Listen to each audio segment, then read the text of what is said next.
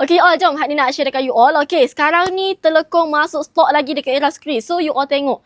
Telekong kak memang sangat lawa. Paling utama telekong ni Era Sukri ni, kain cotton sejuk tau. Tak panas, kita pakai buat solat tu sangat selesa. Paling utama zoom dekat-dekat kita nak tunjuk secara detail you all. Dekat bahagian muka ni paling best. Sebab apa, you all tengok lah.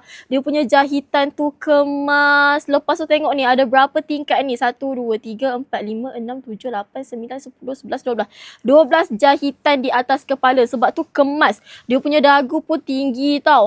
So kalau kita pakai tu cantik, tertutup elok je kak. Ada tali, so boleh laraskan nak kecil ke nak besar, ikut keselesaan. Lepas tu you all, telekong Era Sukri ni dia 2 lapis. 2 lapis. So jangan risaulah, dia tak jarang tak nampak bahagian leher. Okey, lepas tu kak boleh tengok ni. Kerawang full.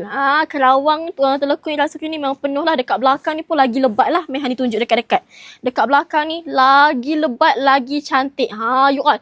So kalau untuk kain pula, okey, untuk kain ni memang besar dan labuh you all. Paling utama tengok bahagian pinggang ni. Sangat-sangat lembut tau. So kalau kita pakai pun tak sakit you all.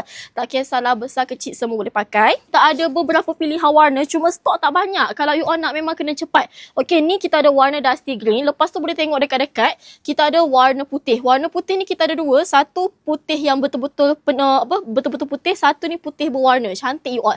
Second, ni ada warna grey.